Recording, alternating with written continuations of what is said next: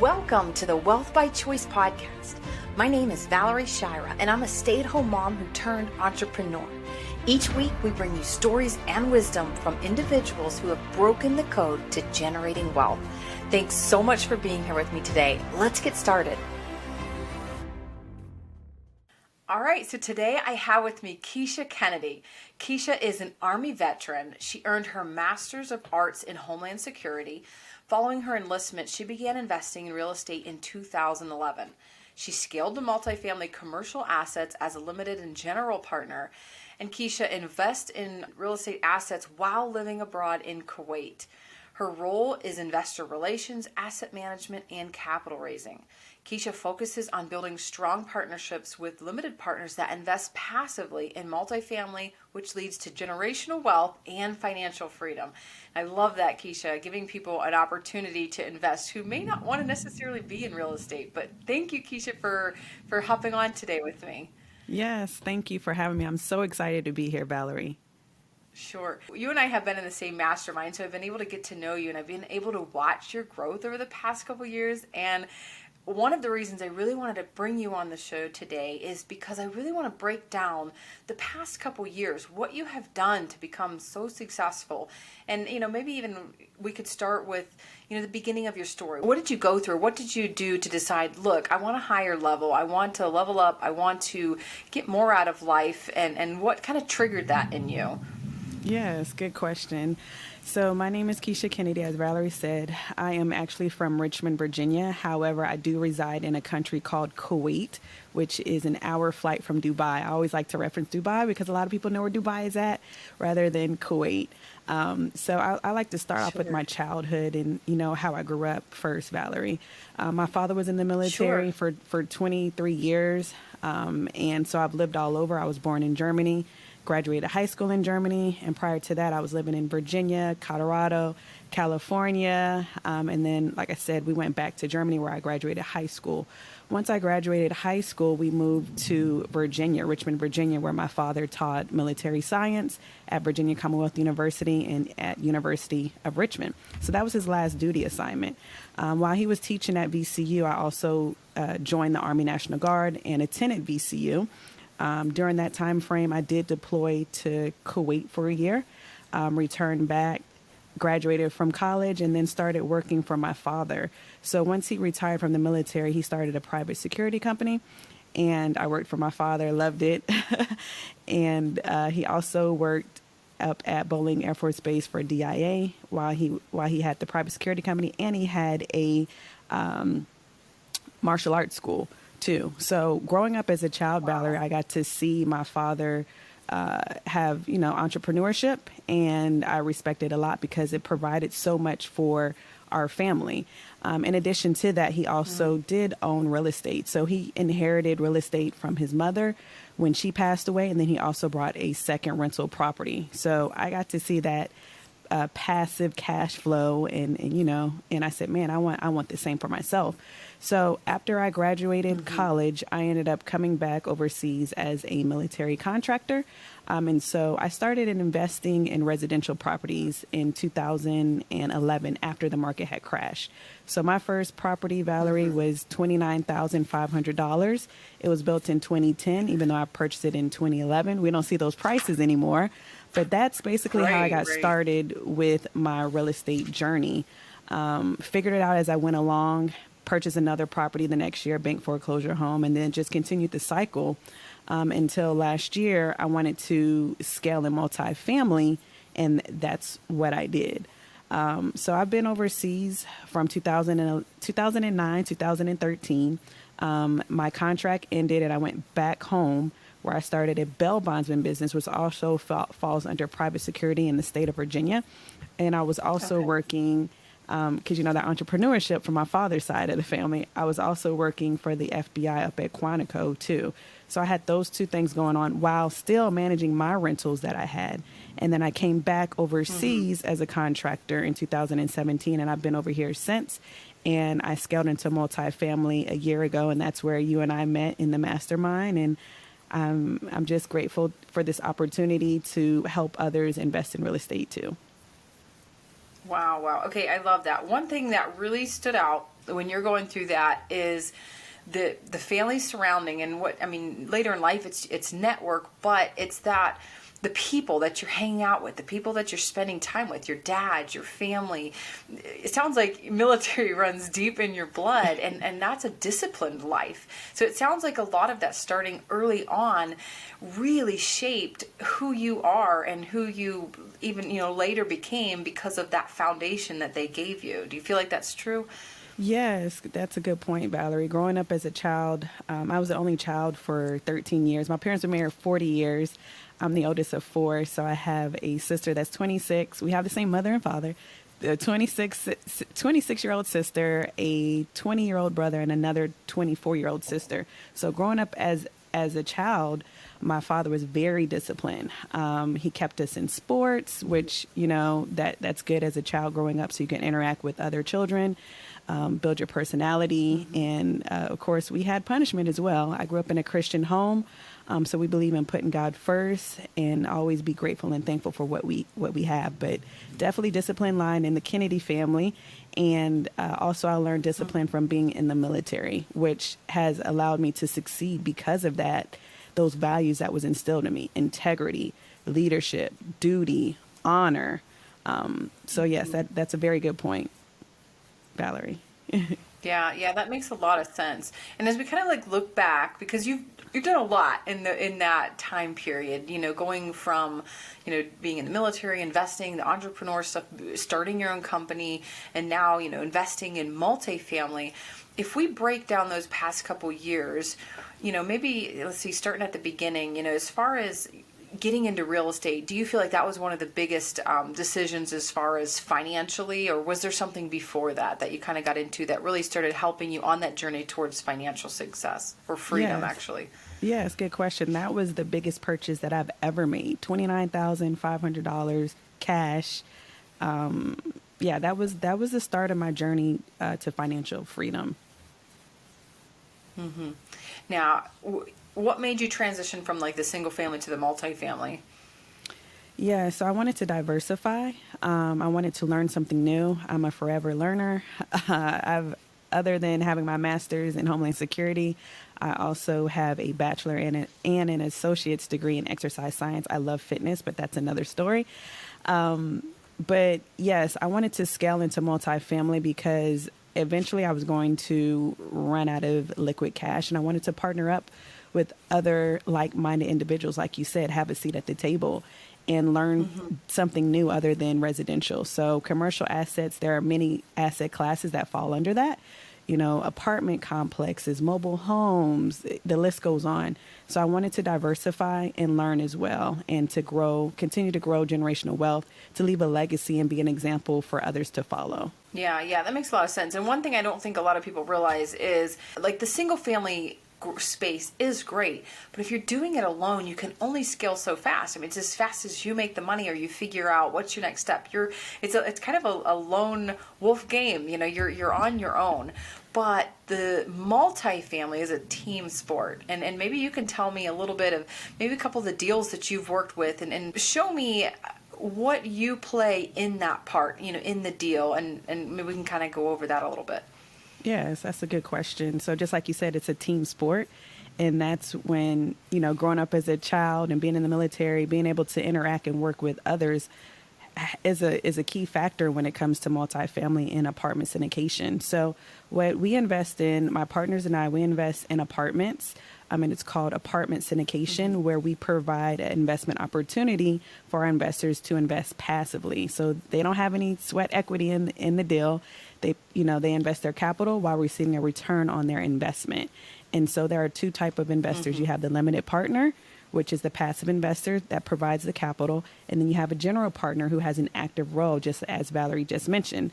So they're either finding the deal, boots on the ground, due diligence, and the list goes on, and asset managing the deal. And so my role, Valerie, is investor relations, capital raising, and a little bit of asset manage. And so what I am doing is I'm having an ongoing conversation with our investors, educating them on apartment syndication, getting the returns that they desire, seeing what type of investment goals that they have, their short-term goals and their long-term goals, to ensure that we align with each other before they make that investment.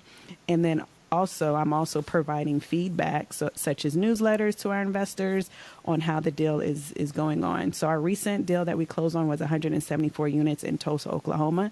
And I'll be honest, Valerie, I wouldn't be able to do it alone. So that's when partnership comes together, where we're Great. pulling our resources together, such as capital, experience, and expertise. And that's why I love this type of business model, is because I get to meet people from all over the world. I get to meet you. I get to meet, fellow partners and be around like-minded people, which you have stressed that earlier, because that makes a difference when you're investing together and just providing so much support for one another. Being around like-minded people can help you go further in life. Yeah, for sure. And me being on both sides of the fence too, it is so true. Like, a lot of people think, okay, in order to get into real estate, I have to flip a house, or I have to buy a duplex and live in one side and rent out the other. And there's just a lot more options than that. And that's something that, I've talked to even my family members about. It's like, there's a lot of different options. And if you've got a job you like and you don't want to, put your career into real estate, passive investing is a really good option. I mean, we got into a deal early this year that we're limited partners in. We've put in a chunk of money, and we don't really do anything in it. They're taking care of everything in it. We just receive a monthly check, and it is amazing. And so I love that you're offering that opportunity to other people as well. I also invest passively too, Valerie, not to cut you off, as a limited partner. That's how I started out in the commercial assets, was investing in 4 deals passively as a limited partner before I had the opportunity to be a general partner. So I totally agree with you. I actually prefer passive investing and not being active in the deal. Just like you mentioned, you get those quarterly or monthly distributions, and then you also get updates through newsletters. So I totally agree with you, Valerie. Yeah, it's awesome. I want to touch on vision boards, if you're okay going there. That, to me, I know, yeah, you're great with the vision boards. I've seen your vision boards. They're amazing. I want to talk about, because we're going into we're at the beginning of the year. We're looking at, planning the year out. We're looking at what do we want to accomplish in 2023. So can we talk about maybe what you put on yours, or why would a person even want a vision board? Let's start with that. Yes, I know we are all adults, and you're probably thinking, man, why do I want a vision board? I believe in words of affirmation, and unless you write it down, you can't really hold yourself accountable. And it's also a daily or weekly reminder on where you're at and where you want to be. And so on my vision board, I have broken down into different categories, but I also like to focus on the 5 F's, which for me, my life consists of: first, faith; second, family; third, fitness; fourth, finances; and then the last one is financial freedom. And so my vision board encompasses all of that. So I have a category for family. What do I want my upcoming year to look like with my family? Because family has been the number one support in all of my business and throughout my life, right? So I want to make time, allocate time for my family. The second is faith. Well, faith is first, but the other category on my vision board is faith. How much time do I want to spend with God? Going to church online, because I do live in a Muslim country, so I do attend church online, having daily devotions with God. Another category is fitness. I am a bodybuilder. I'm in off season, so I believe the real wealth is your health, because without health, you're not going to receive wealth. You can chase the dollar all you want to, Valerie, but if you don't focus on yourself and put yourself first, your health will decline and you won't be able to enjoy that wealth. So my third category is fitness. How often do I want to work out? Do I want to work out every day, 3 to 5 times a day? But set a time for yourself where you are investing in yourself, whether it's yoga, going to the gym, running, whatever. You also need to have that self-love, right? Another category is finances. How much do you want to invest this year? How much do you want to save? Etc. Another category for me is business category. So such as real estate. Where do I want to be in the next 6 years, 1 year, 5 years, 10 years? This is holding myself accountable. And on my vision board, I also have pictures And I also have a sheet of paper that has each category and where do I want to see myself within that next year. So vision board is very important. It might be cheesy. You might say, man, I haven't done a vision board in forever, but it's holding yourself accountable to achieve your goals that you set out for yourself. So I'm really excited to do my vision board for 2023, and I cannot wait to see what's going to happen in 2024. Yeah, I'm the same way. And it's funny when we started doing them, and it actually was because of the mastermind we're in. It was kind of like, are you serious? Like, that just seemed a little bit weird, but it works. It really does. I mean, I took time and I wrote down, what do I want to achieve in different areas of my life? It's very similar to you, family and health and wealth and all these different areas. And I put pictures. I put pictures of my kids. What is my why? Why am I doing this? It's for them. It's for giving back. These are the missions that we want to be involved in, and putting that out on a piece of paper with some pictures. And it's right on, behind my computer on my desk. And so every time I sit down, I see that and I'm reminded daily, this is why I am doing it. This is what I am striving for. And you and I are on the same page. It's not about the money, but it is about what money can do. Money is a way of ministering. It's a way of helping people. It's a way of providing for those that you love and being able to enjoy the life that we're living. And a lot of that ties back into the goals that you're setting for yourself. And so, yeah, that's something that always gets me all fired up. And I knew that you had done it. And thanks for sharing those different areas that you have put on there. That's awesome. Another thing that both you and I have done, I'd love to hear what you think, is mentorship. Have you had different mentors in the past, and how do you feel that played a role in your success? Yes, you have to invest in yourself, just like you invest in yourself when you're going to college. You have to invest. The best thing that I've done, Valerie, is investing in a mastermind. I've actually joined 3. The first one definitely set that foundation for me as far as multifamily, learning the keywords, the verbiage, and how to speak the language. So I joined that mastermind, Valerie, back in April of 2021. That was the first mastermind. And then the second one was the mastermind that you and I are in October. And I joined a third mastermind in November. So I believe in investing in myself. And that's a part of why I'm so successful, because I'm not going to reinvent the wheel when I don't have to, right? I can either do it myself, figure it out on my own, and learn a lot of monetary mistakes, which I don't want to do that. So I rather invest in a coach and a mentor that has been there, done that, and I can use their blueprint and put in the work. That's the other part. You can get a mentor, Valerie, but you have to put in the work that they give you, the blueprint that they give you. Otherwise, you're not going to see success. So I truly believe in mentorship / coach that will get you to your goal a lot faster and more successful.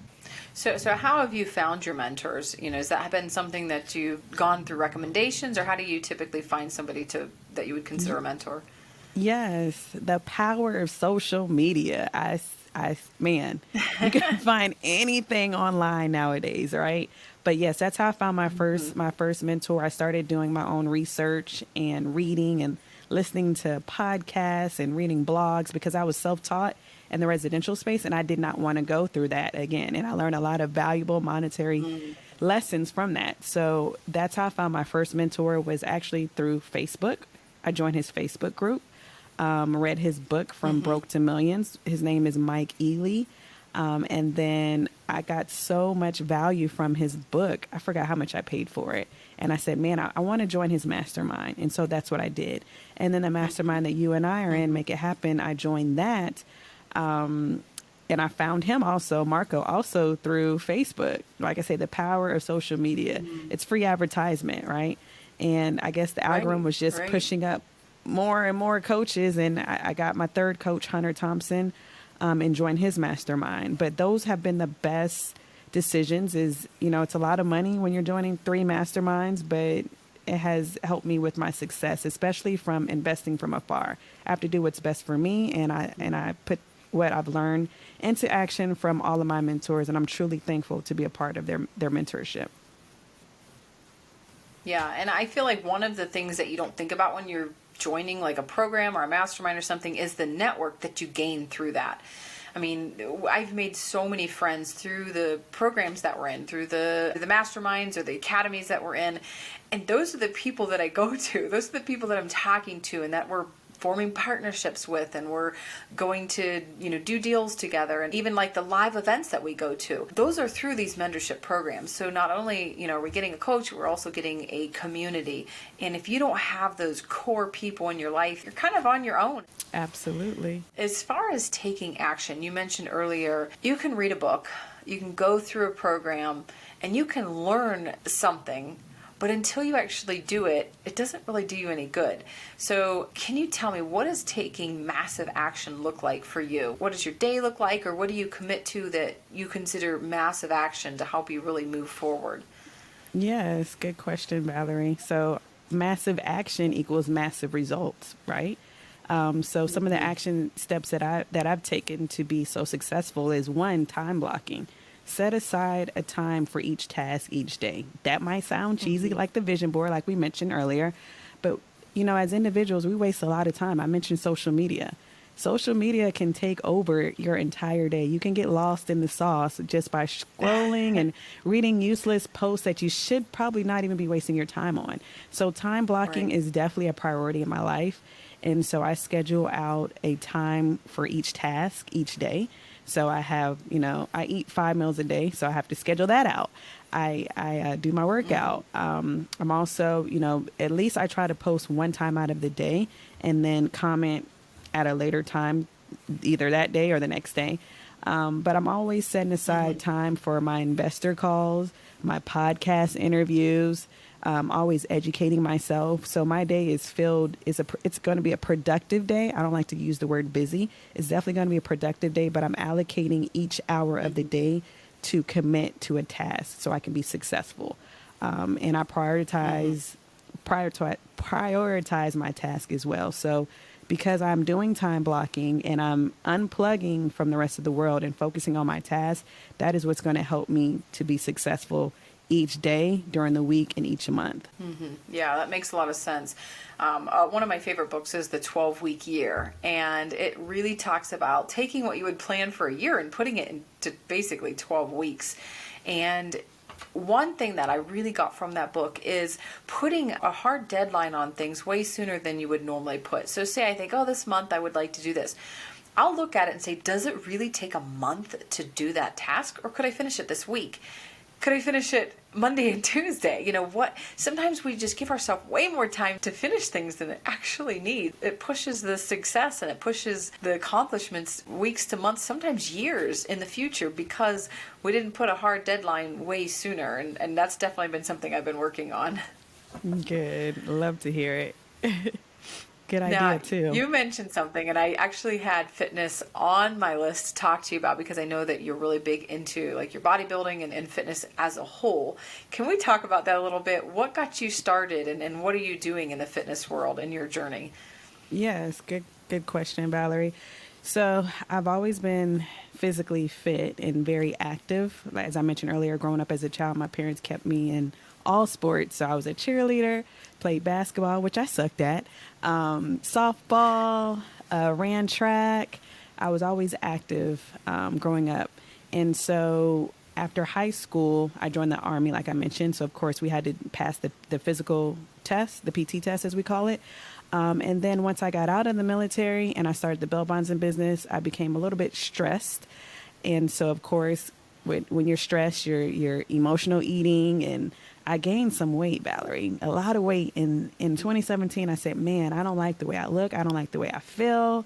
I'm depressed. I'm stressed. This is not me. So I ended up getting a trainer when I came back to Kuwait as a contractor in 2017. And went from, I think I was like 180 pounds down to like 140, 130. Fell in love with myself again. My energy had changed. I had high blood pressure. It runs in our family, so I no longer had to take pills for high blood pressure. I had more energy. I could sleep. I wasn't stressed. I wasn't nearly as stressed. Of course, I'm still stressed.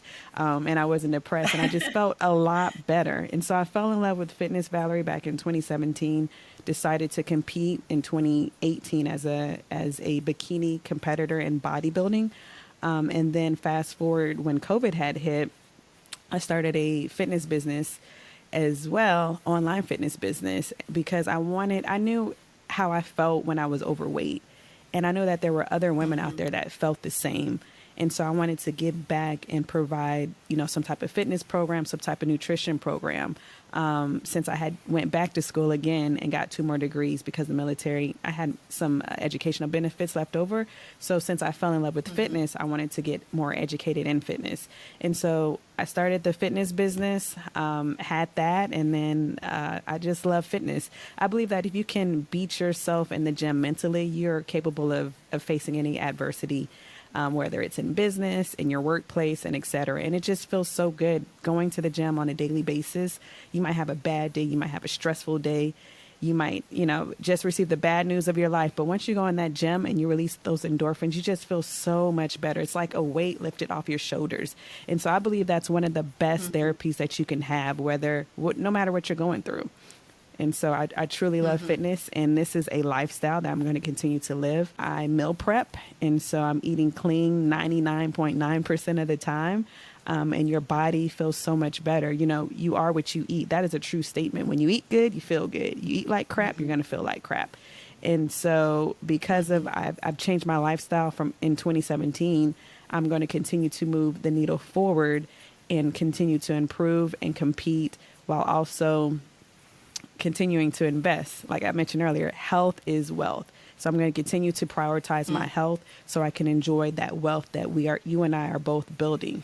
Yeah, that makes so much sense. I mean, if you don't feel good in your body, you're not going to get up and put in the reps that you need to become successful in probably any of the areas of your life. So I love that you focus on that. And I really think that people, if you're wanting to become successful in one area, starting with your physical is probably the best place to start, because it has this ripple effect that goes into all these other areas. Real quick, I wanted to just summarize again how, if somebody wants to invest, real quick, I'm going to touch back with the real estate, what would they do? Do they reach out to you? How do you typically handle somebody who's interested in investing, like in one of your properties or one of the deals that you're doing? Yes, they can reach out. I love social media.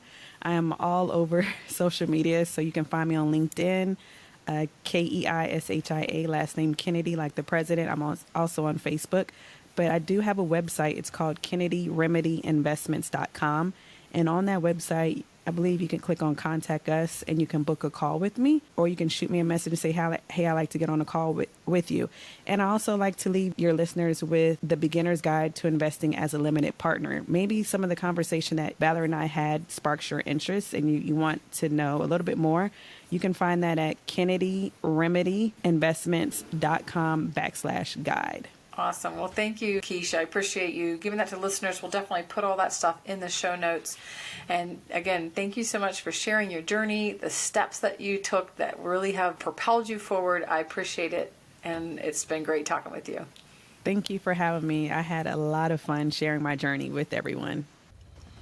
Thank you for joining us today. I'm so grateful that you took the time to invest in yourself and to learn with me today. If you're interested in joining a group of like-minded people, I want to personally invite you to our free networking group where you can make connections and build relationships with people who are working together to generate wealth. Just click the link that is included in the show notes, and I hope to see you there.